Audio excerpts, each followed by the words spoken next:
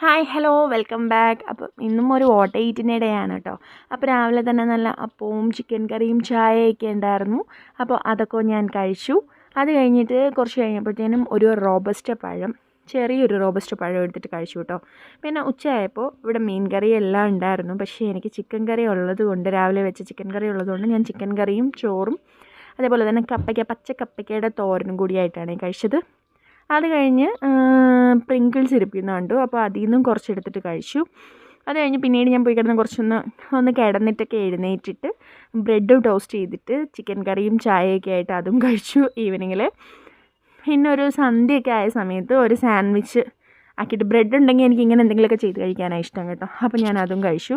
പിന്നെ കുറച്ച് കഴിഞ്ഞിട്ട് കാഷ്യൂസ് ഒരു 4-5 ഞാനതും കഴിച്ചു. ലാസ്റ്റായിട്ടൊരു ലൈം ജ്യൂസും കൂടി കുടിച്ച് ഇന്നത്തെ ഫുഡ് ഞാൻ അവസാനിപ്പിച്ചു കേട്ടോ. അപ്പോൾ എൻ്റെ വീഡിയോ ഇഷ്ടപ്പെട്ടിട്ടുണ്ടെങ്കിൽ സബ്സ്ക്രൈബ് ചെയ്യാൻ മറക്കല്ലേ. Thank you for watching.